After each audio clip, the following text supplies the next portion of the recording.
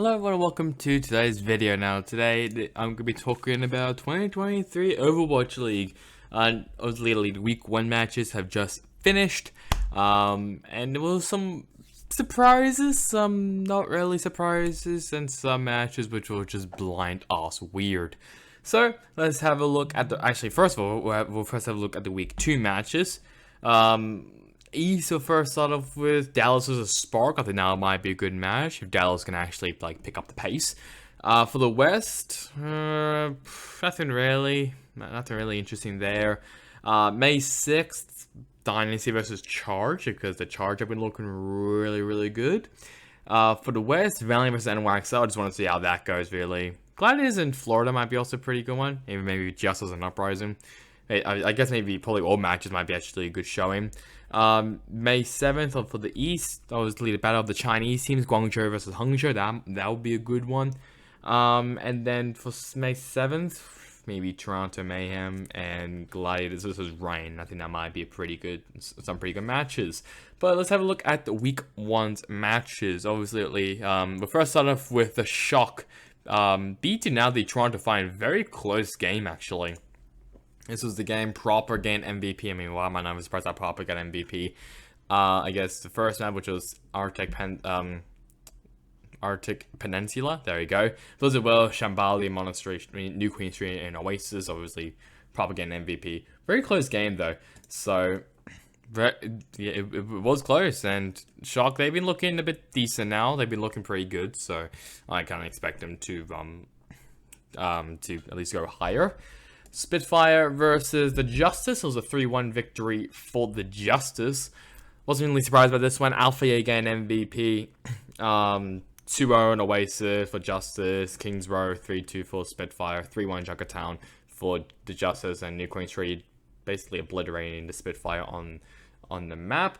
And someone actually a pretty competitive match actually between the Mayhem and the Titans. I really thought the Titans was maybe going to be one of the weakest teams.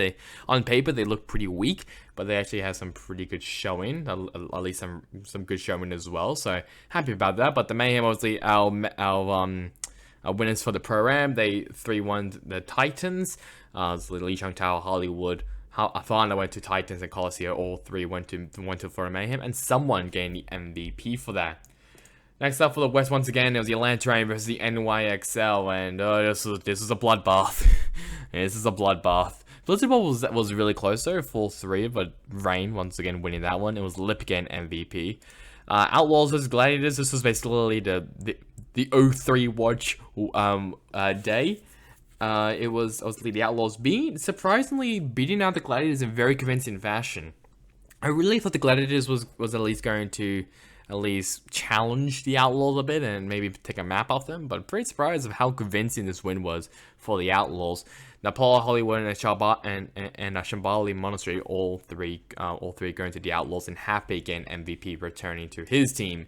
Vancouver Titans versus the LA Valiant. This was obviously the first showing of the Valiant since Pro-Am. So I'm gonna say this: they still don't have a coach, so I have no idea who their coach is. But 3-0 for the Titans for Arctic Peninsula, Kings Row, and Junkertown. All three going to the Titans. Aspire again MVP. This is actually now the first showing of the East, and we'll first start off with the Soul teams, the Battle of the Soul Bowl. I don't know what they called it, but it was the Soul Dynasty versus Soul Infernal, and very close. Surprisingly, I really thought that the Dynasty was going to take a very convincing win. Not really though. Inferno has some pretty good plays. Arctic Peninsula went to the Dynasty. Blizzard went to Inferno. Shambhala went to Dynasty. Esperanza went to Inferno, and Oasis went to Dynasty. It was a Prophet gain MVP. The veteran Prophet, not the rookie Prophet, which is still gonna be weird for me to talk about the Dynasty, but that's all right though.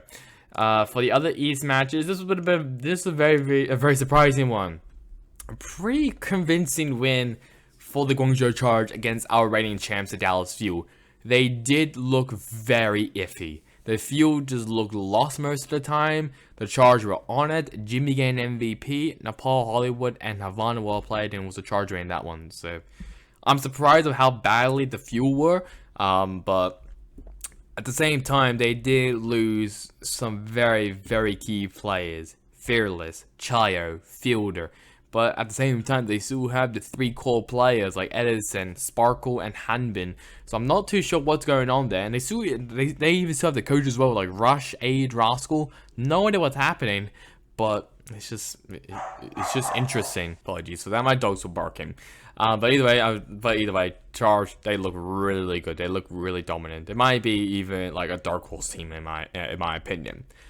As for the other side, oh, Shanghai Dragons, what has happened to you? So the Hangzhou Spark, as you can imagine, won a very convincing victory against the Dragons, a 3-0 victory for Hangzhou. I don't know what else to say other than I'm very disappointed. Leave getting MVP, no surprise. I mean, the Spark, they are definitely up there as one of the best East teams in my opinion. They've been looking so good. And I mean, their roster as a whole, they've been looking really good. It's basically the Chinese World Cup roster along with Faraway 1987 Guangzhou Charge. So you can imagine of how good the Hangzhou Spark are now in this year. But Shanghai, even with Flutter in, still nothing there. Either way, we now move over to the West for the rest of the matches. It was DePaul, Hollywood, and Rialto for Washington Justice, and also the first sighting of Vegas Eternal since Pro-Am. Very convincing win for the Justice against the Eternal. Not really surprised about that. I don't know why Hollywood is not counted for the Eternal. If someone could tell me, that'd be great, but I wasn't really surprised about Althea. He continues to pop off. Houston Outlaws versus the LA Valiant. Once again, no surprises there. Outlaws, I mean, Blizzard and Havana might have been pretty close, but it was mainly Outlaws just running away with the Pelican getting MVP on Oasis, Blizzard, and Havana. NYXL versus the Boston Uprising. Obviously, if you haven't heard by now, the Uprising, there was some turmoil, some rumors about turmoil going on during the off season, and players basically rage quitting scrims and basically just being an absolute havoc and annoyance for everyone else, basically for the enemy team who were scrimming. So yeah, I'm not too sure if those are real, but either way, I digress. I mean, they do have some very big personalities in this team. One of them being Decay, who got MVP in this match. At least Young Tower, Kings Row, and Junkertown against the NYXL. I generally don't know when the NYXL are going to win. Maybe against the Valiant and the Eternal, but we have to wait and see though. And the final one, the Atlanta Reign, just destroying the San Francisco Shock. I'll be honest, I was not really surprised about this. I wasn't expecting to destroy the Shock, but I was expecting Reign to take a very convincing win. But Chayo got MVP, and this team is looking scary. So watch out for the Atlanta Reign during the playoffs, because they are looking really scary. Another team which is looking pretty scary is the Florida Mayhem. Obviously, yes, it was against the Vegas Eternal, which are a very weak team. But Mayhem, they obviously won Pro-Am and obviously beat out some very tough competition. I'm pretty sure one of them was the Atlanta Reign. So I think that's going to be a good matchup to look at. But it was a 3-0 victory for the Florida Mayhem against the Vegas Eternal on Ilios, Blizzard, and Havana. Checkmate's getting MVP for that. A 3-1 victory for the Boston Uprising against the London Spitfire. Obviously, Arctic Peninsula actually went to the Spitfire when Hollywood, Shambhala Monastery, and Esperanza all three going into the Uprising, and once again Decay getting MVP. So even though there was rumors that there was some turmoil inside of the team, they've been looking really good to start out this year. And for the final match of this week, it was the LA Gladiators versus the Toronto Defiant, and it was the LA Gladiators winning in this one. Oasis, Kings Row went to Gladiators, Junkertown went to Defiant, and Esperanza went to the Gladiators. Last show getting MVP for that match. Pretty surprising actually of how much Toronto has struggled, even though they have been taking maps off teams. So just no wins, which I'm pretty surprised about. Let's have a look firstly at the standings for both regions. Obviously, we'll first start with the East. Guangzhou and Hangzhou, both of them are tied with a +3 map differential. So let's see in third. So Inferno in fourth. Dallas View and Shanghai Dragons, both of them are tied for 5th. For the West region, currently the Atlanta Reign and the Houston Owls, both of them are currently on top. They have not lost a single map, both of them on +6. And for equal third is the Boston Uprising, the Florida Mayhem, and the Washington Justice. All three teams have a +5 map ratio. Vancouver Titans in 6th place with a 1-1 record plus a 1 map differential, map ratio. LA Gladiators on 7th place with a -1 map ratio, and the San Francisco Shock in 8th place, -2 map ratio.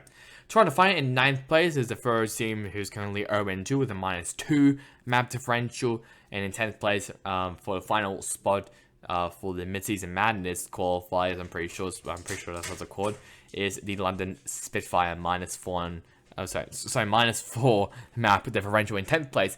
And for an equal three-way tie in 11th place as of right now is the LA Valiant, the NYXL, and the Vegas Eternal. All three teams that have a -6 map differential, 0-2, 0-6 map record. So that is it for week 1, and obviously week 2, as I already mentioned, those are the matches. I don't think we're going to get any lands. Obviously, the first land was obviously against the Soul team, Soul Dynasty versus Soul Inferno. That was actually a good match, I'll be honest, so that was great to see. But I'm pretty excited, and hopefully we get to see some more lands. I'm pretty sure as well, as a little side note, I'll talk about the Mid-Season Madness for a bit. The Mid-Season Madness, as you can just see here, will be in Goyang. Hopefully I said that correctly, I hope. Which will be at the Korea International Expedition Center. That'll be obviously for the Mid-Season Madness. Obviously, that is basically, I guess, I don't know what to call it, like stage 2, I guess we'll say. Maybe stage 2. Obviously, it is where we get to see the top 4 West teams from the knockouts and the top 2 teams from the East region competing against each other. So that's gonna be really, really exciting. So that's really about it for me. Hope you guys enjoyed it. Catch you guys next time in the next one. Goodbye.